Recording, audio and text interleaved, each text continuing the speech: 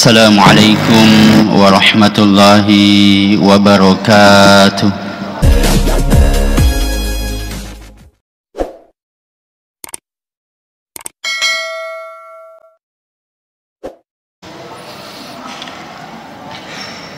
Innal hamdalillah nahmaduhu wa nasta'inuhu wa nastaghfiruh ونعوذ بالله من شرور أنفسنا ومن سيئات أعمالنا من يهده الله فلا مضل له ومن يضلل فلا هادي له أشهد أن لا إله إلا الله وحده لا شريك له وأشهد أن محمدا عبده ورسوله اللهم صل على محمد وعلى آله وأصحابه أجمعين أما بعد فيا عباد الله اتقوا الله حق تقاته ولا تموتن إلا وأنتم مسلمون وقال الله تعالى في كتابه الكريم وهو أصدق القائلين من عمل صالحا من ذكر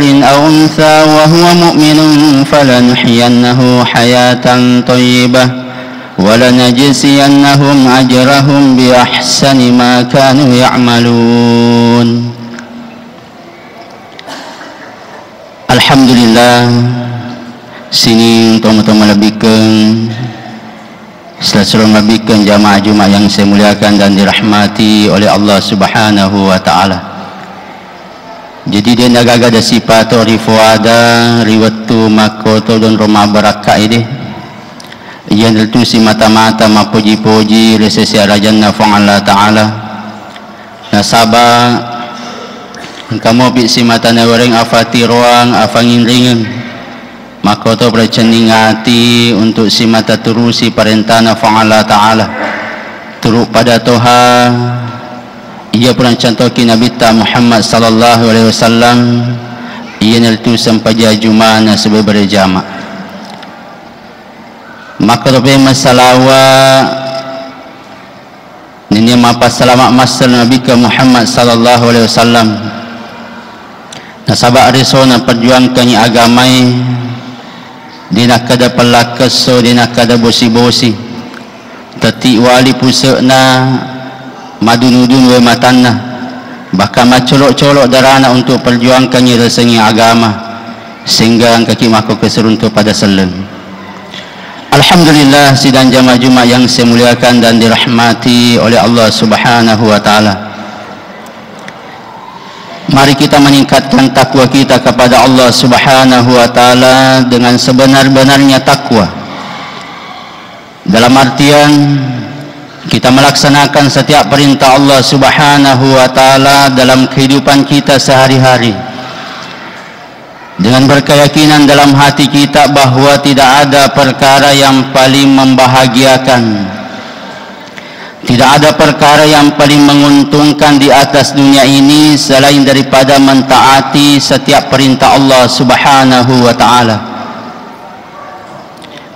Karena dengan ketaatan kepada Allah akan mengundang rahmat Allah, dan dengan rahmat Allah subhanahu wa ta'ala kita akan mendapatkan kebahagiaan yang sebenarnya, yang mana kebahagiaan itu ada awalnya dan tidak ada akhirnya, khalidina fiha abada, selama-lamanya, yakni di dalam syurganya Allah Subhanahu wa ta'ala. Begitu juga hendaknya kita senantiasa meninggalkan setiap larangan-larangan Allah Subhanahu wa taala, meninggalkan setiap kemaksiatan dengan berkeyakinan dalam hati kita bahwa tidak ada perkara yang paling membinasakan, tidak ada perkara yang paling merugikan di atas dunia ini selain daripada bermaksiat kepada Allah Subhanahu wa taala. Karena dengan melanggar hukum hakam Allah, dengan bermaksiat kepada Allah akan mengundang murka Allah, dan dengan murka Allah Subhanahu wa taala seseorang akan mendapatkan penderitaan yang sebenarnya, yang mana ada awalnya tetapi tidak ada akhirnya, yakni di dalam nerakanya Allah Subhanahu wa taala. Alhamdulillah, Sedang jemaah-jemaah yang saya muliakan dan dirahmati oleh Allah Subhanahu wa taala. Maka dari Nabi Muhammad sallallahu alaihi wasallam puradena taraka ajena seddi rupa tau mati di akhirat sebelum dia ditanya tentang 4 perkara. Dina taraka ajena seddi rupa tau mati di akhirat sebelum ditanya apa-apa selain. Yang pertama, di mana kamu habiskan masa mudamu? Tiga dipacapu masa kalolota.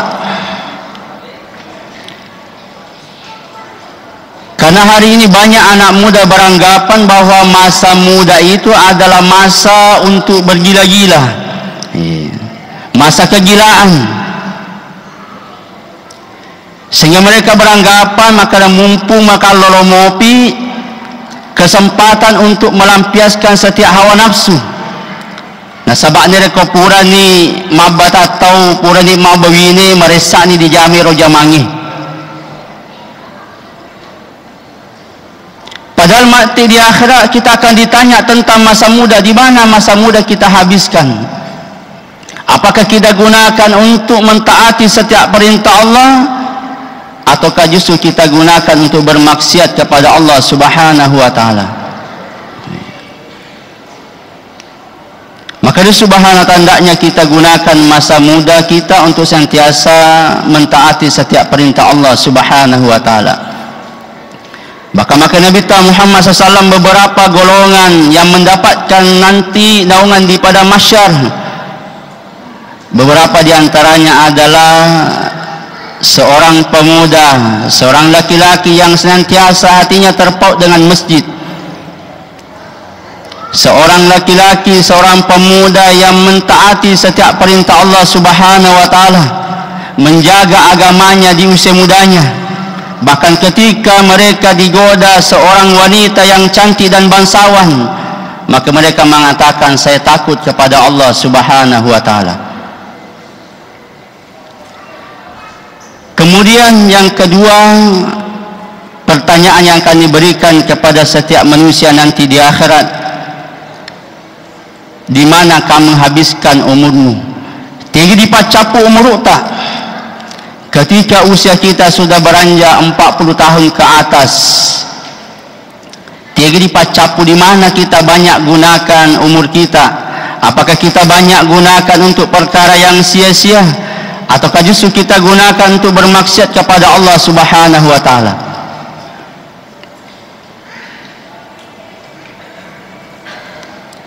Allah Subhanahu wa taala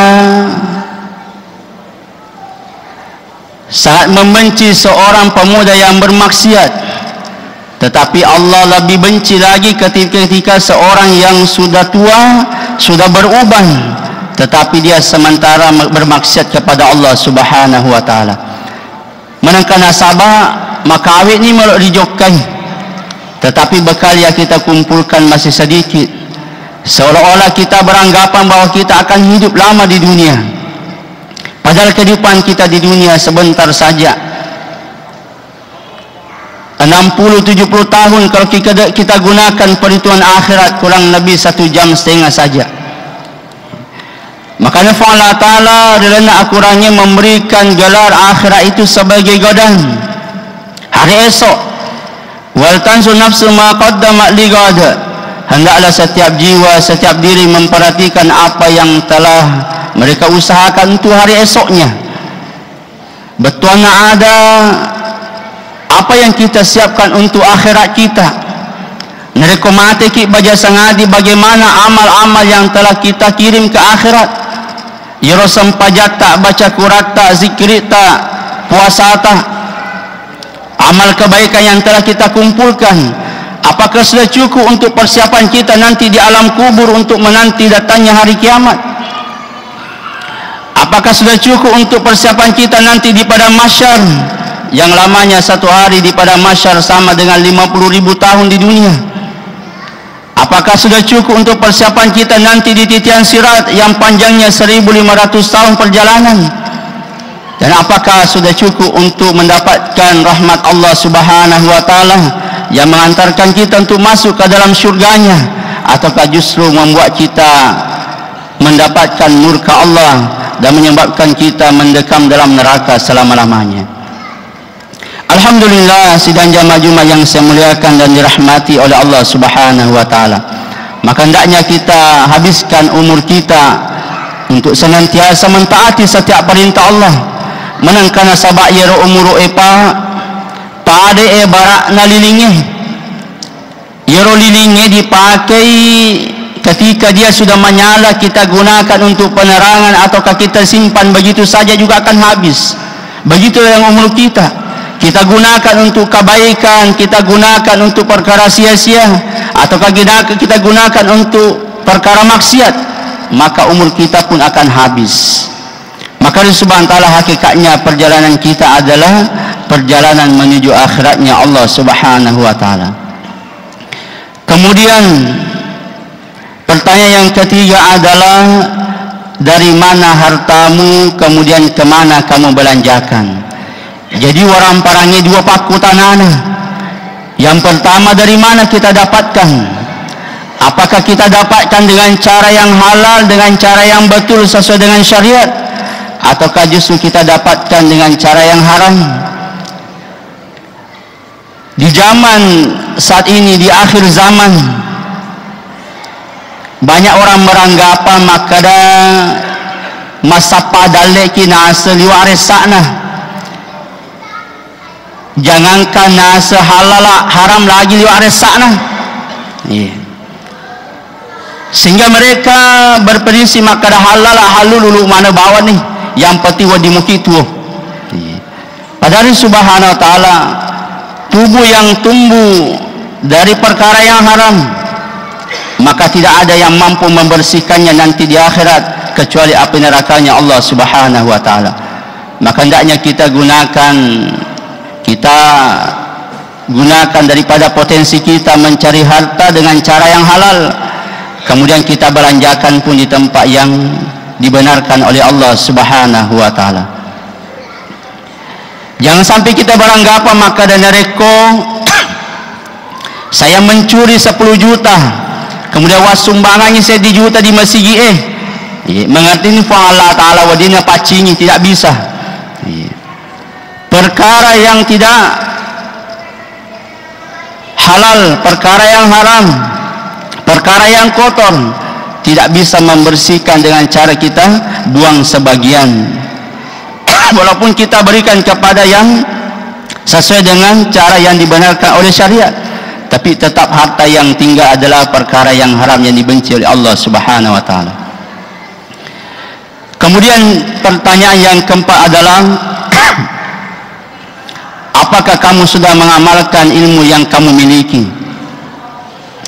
Maka Subhanahu wa ta'ala, ilmu yang kita miliki itu pun akan ditanya nanti di akhirat. Dalam agama menuntut ilmu hukumnya wajib, dan mengamalkannya pun juga wajib. Banyak orang beranggapan maka dia yang matokaknya semaguru agama, jangan sampai nasa wiseng dewa kemalangan dituntutkan mati di akhirat, betul. Tetapi ketika kita tidak mengamalkan agama, justru lebih besar tuntutannya nanti di akhirat. Jadi ilmu ini untuk diamalkan, bukan sekadar kita simpan di otak. Nah, sebab mati di akhirat dia gagal timbang apa disayang, yang adalah timbangan amal. Jangan sampai maka di seni, kita tahu di seni bicara, kemudian kita menganggap bahwa kita sudah paham. Betul, tidak betul perkara itu. Karena daripada kita paham adalah kita tahu dan kita mengamalkan daripada ilmu agama.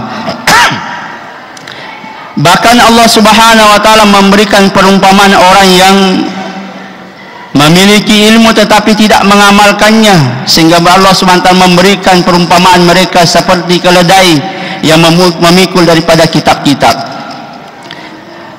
tidak mendapatkan manfaat tetapi justru memberikan beban kepadanya. Alhamdulillah, sidang Jumat-Jumat yang saya muliakan dan dirahmati oleh Allah Subhanahu wa ta'ala. Dan jangan sampai kita juga belajar ilmu untuk mendebat orang-orang yang bodoh.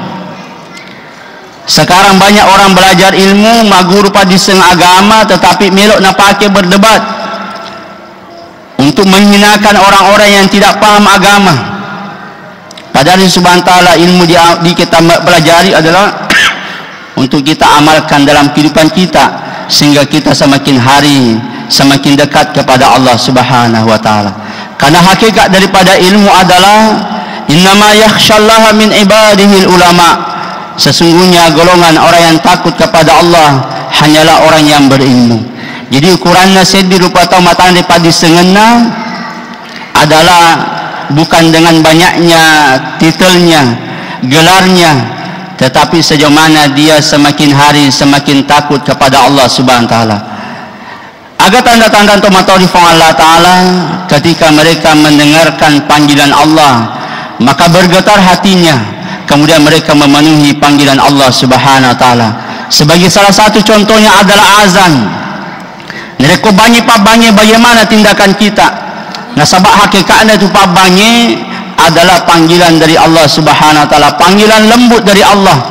Allah subhanahu wa ta'ala memanggil kita secara lembut 5 kali sehari semalam, tapi mereka tetap kita tidak mau memenuhinya, maka Allah subhanahu wa ta'ala tidak lama lagi akan datang panggilan paksa dari Allah subhanahu wa ta'ala.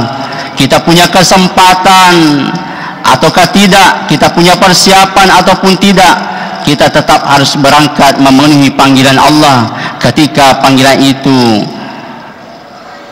melewati daripada panggilan malaikat maut. Maka Allah subhanahu wa ta'ala, kematian adalah perkara yang pasti dalam kehidupan kita. Maka hendaknya kita senantiasa menyiapkan bekal kita, karena ukuran kecerdasan sejauh mana kita mengumpulkan bekal kita menuju akhirat. Maka Nabi Muhammad SAW, tanda-tanda orang yang cerdas, al-kaisu mandana nafsahu wa amila lima badal maut. Orang yang paling cerdas, orang yang paling brilian, kata Nabi, adalah orang yang senantiasa mengingat kematian, kemudian mereka mempersiapkan bekalnya untuk menuju yang namanya kematian.